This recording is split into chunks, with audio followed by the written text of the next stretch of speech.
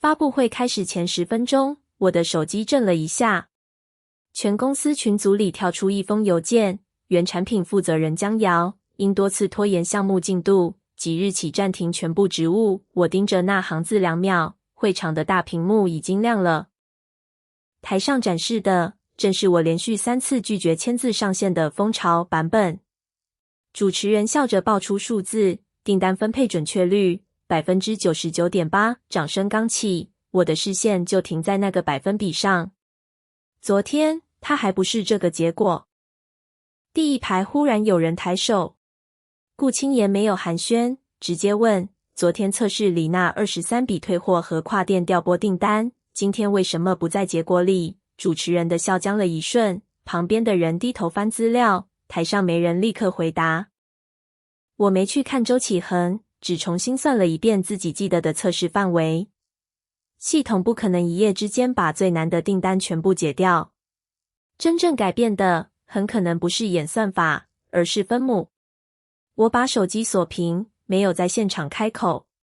現在最重要的不是吵贏，而是先證明那23筆去了哪裡。發布會中場，我收到顧清言的訊息，結束後見我，他只寫了6個字。我回了一個好。被停職後，我已經沒有正式產品權限，但北辰手上有自己的測試訂單，只要他願意核對，我就還有一個不需要公司替我背書的入口。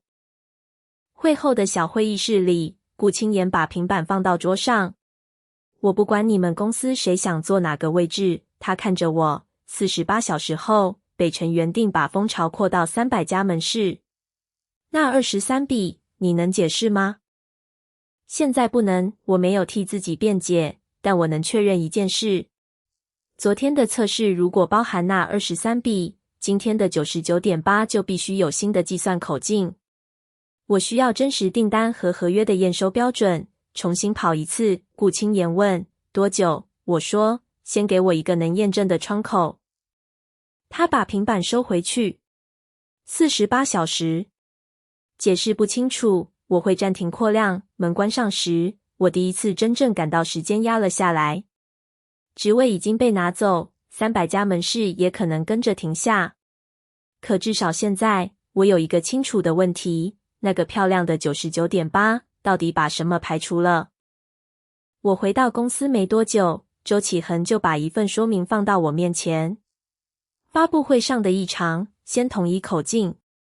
客戶測試資料不規範，造成統計偏差。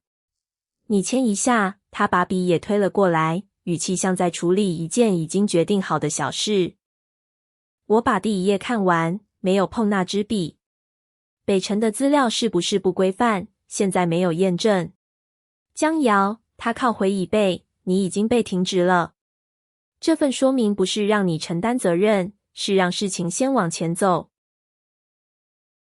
正因為我被停職，這個字更不能簽。我把文件推回去。如果公司認為是客戶資料造成的，就用客戶資料重跑，按照合約標準算。結果是什麼？我認什麼？周啟恆的臉色沉下來。你還要拖多久？我沒有接他的情緒，只把需求寫成正式申請。北辰自有訂單、合約 SLA、受控沙盒、完整計算記錄。這樣做比直接拿資料慢，也更麻煩。但只要結果從正式環境跑出來，任何人都不能再說那只是我的個人判斷。不到1小時，顧清言的正式函件到了。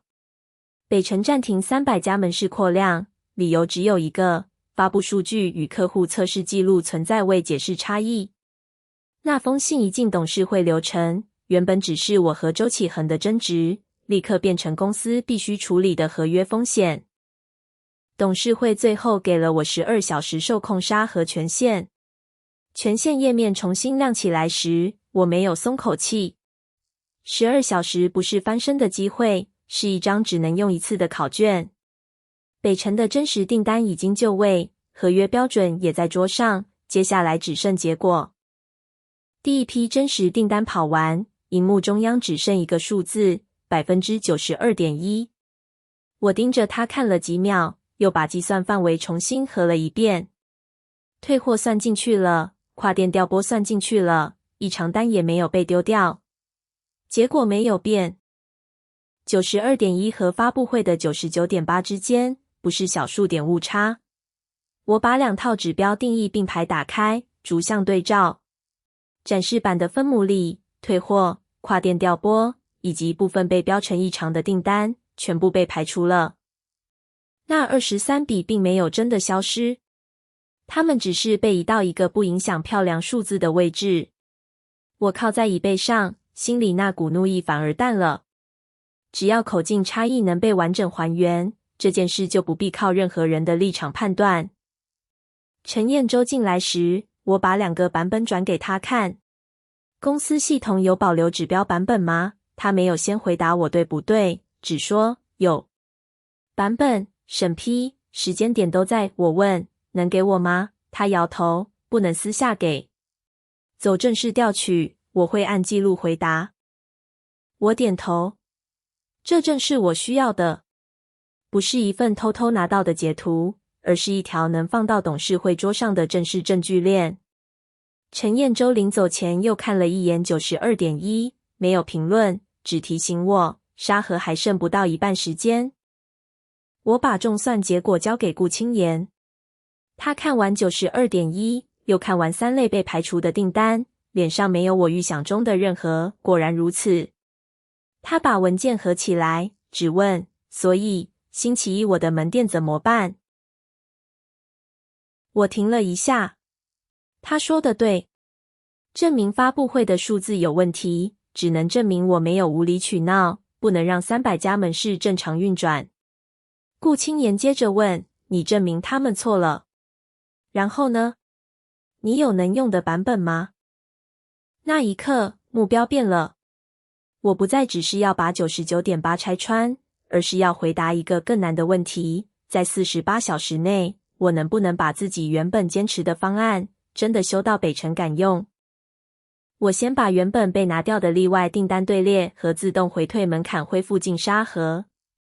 這2個機制一直是我拒絕簽字的原因。系統遇到高風險訂單時，寧可暫時交回人工確認，也不能硬給出一個看似完整的答案。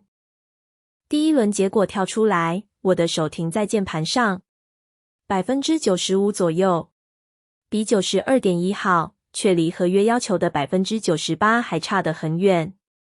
顧清言看着我，這就是你原來堅持的方案？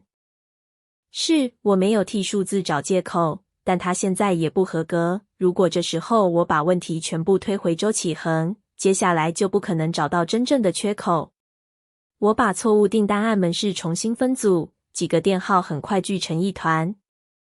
同一個商品，在不同門市的輸入欄裡出現了3種單位：箱、盒、件。模型收到的不是同一件商品的3種寫法，而是3組不同尺度的數量。實驗室裡乾淨的資料，從來沒有這麼亂。我盯着那些欄位，第一次不得不承認，這裡有我的問題。我一直把力氣放在演算法和規則，總覺得只要邏輯設計得夠嚴密，使用端自然會跟上。可門市每天怎麼輸入，哪個欄位最容易誤解，我沒有花足夠時間去看。我把錯誤樣本轉給顧清言，這部分不是你們單方面的錯。他看着我，我繼續說，界面沒有在輸入當下阻止單位衝突，是產品缺口。我要去門市看實際操作，先把這層補掉。顧清言沉默2秒，點頭。我給你2家試點門市，別跟我說誰該負責，告訴我你要怎麼改，這不是站到我這邊，但比站隊更有用。他願意繼續驗證，而我也失去了最後一個把問題簡單歸咎於別人的理由。試點門市裡，我沒有先開會，而是站在操作台旁邊看店員做一次跨店調撥。商品選定、數量輸入、單位切換，整套流程不到1分鐘。問題也在這1分鐘裡，界面不會提醒箱和件對不上。一名店員把數量改了2次，系統照樣放行。我問他，平常碰到這種情況怎麼辦？他指了指旁邊的備註欄，我們會自己寫一下，不然就打電話問另一家店。這不是員工不會用，是產品把重要判斷丟給人記。時間不夠重寫核心模型，我只做最小修正，先確認單位，再核對轉換關係，最後在不一致時直接跳出異常提示。3步，不能再多。顧清言試了一遍，只問店員3分鐘能學會嗎？我說必須能。第2輪測試開始後，錯誤率明顯下降，最後的數字停在 96.9%。我沒有說話，顧清言也沒有。96.9 已經證明方向有效，可合約線是98，差一點也還是不能上。我把剩下的錯誤按時間排序，曲線白天很平，晚上9點之後卻突然抬高，幾乎全部集中在跨電調撥。那個時間段正是北辰門市開始做集中捕獲和調撥的高峰。我立刻去翻原來的測試排程，夜間高峰壓力測試那一列被標成取消，不是延期，是直接從發布前驗證裡拿掉。我盯着那行記錄，終於找到剩下那一節百分比躲在哪裡。門市輸入只是第一個洞，真正會在全量上線後放大的是晚上9點以後的高峰。現在我需要證明的不再是界面能不能少犯錯，而是我原本設計的安全機制能不能在最壞的時候把系統拉住。我把晚上9點後的跨電調撥全部導進例外訂單隊列，再設定一個明確門檻，一旦風險超過限制，系統不再硬算，直接回退人工確認。這會犧牲一點速度，但至少不會把錯誤當成正確結果送出去。峰值重播開始後，螢幕上的曲線一路壓着紅線走，最後結果定在 98.4%。顧清言沒有鼓掌，只說了一句：“這個數字算了所有例外。”我回答：“全部算了。”那是我第一次真正越過北辰的合約線。可不到半小時，周啟恆就在董事會群組丟出一封我以前的郵件截圖，上面只有一句被放大的話：“先做到 95%。”他在會議裡問我：“江總監，你以前自己說95就可以，現在怎麼又變成98？標準是不是只在對你有利的時候才有效？這一招比直接否認數據更麻煩。只要我的標準前後不一，所有結果都會失去可信度。”我沒有跟他爭那句話的語氣，只向董事會申請調出同一封郵件的完整討論記錄。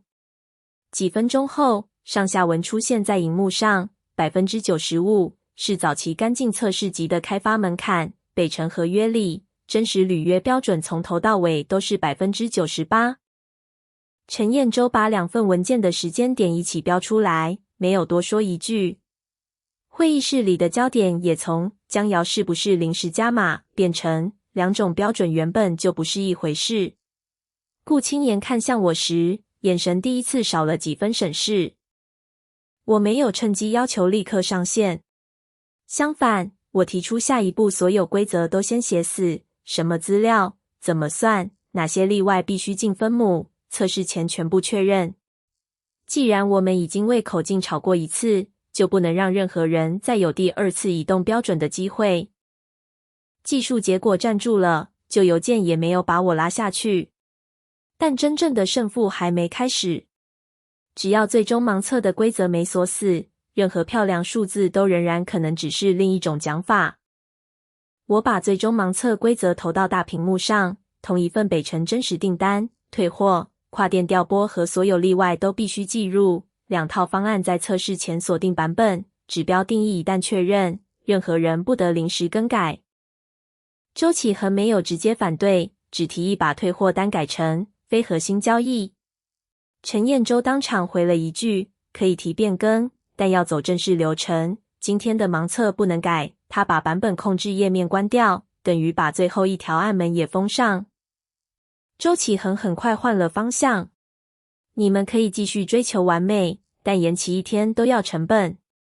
投資人會議就在眼前，300家門市不上，我們拿什麼交代？這一次，他說的不是假問題。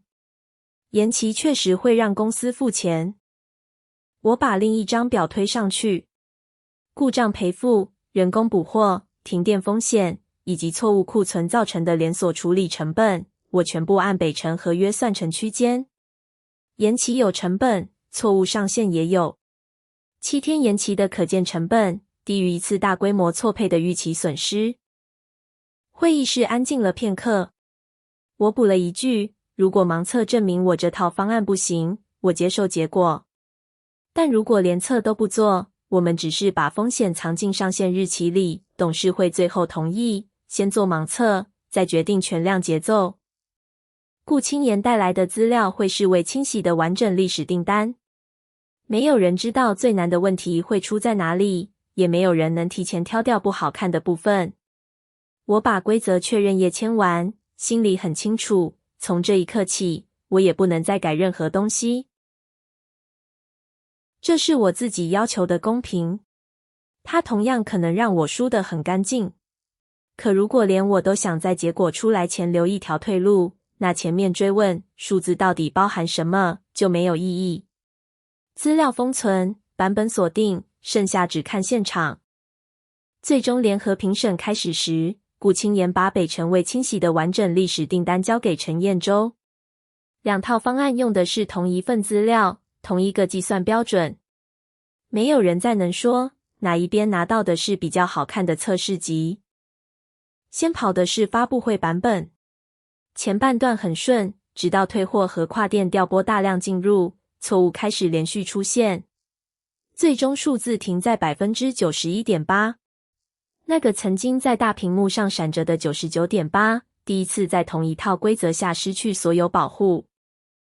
周啟恆立刻說，北辰的原始資料本來就太亂，這種測法不代表產品能力。顧清言抬眼看他，我們買的就是在真實門市資料裡能用的系統。如果只能處理整理過的資料，那不是我的合約。輪到我的方案，輸入校驗先擋下單位衝突，高風險跨店調撥進入例外隊列，超過門檻的訂單自動回退人工確認。數字一點一點往上收斂，最後停在 98.6%。我沒有立刻說話。98.6% 不是一場打臉，它只是證明我們前面補的每一個洞都真的在作用。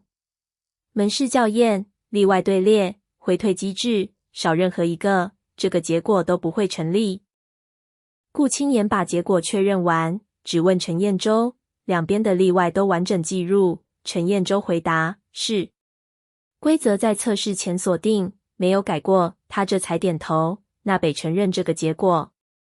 接下來，董事會正式調取指標版本與審批記錄。時間線很清楚，我拒絕簽字之後，展示分母被改，原定的夜間高峰壓力測試也在沒有產品負責人批准的情況下被跳過。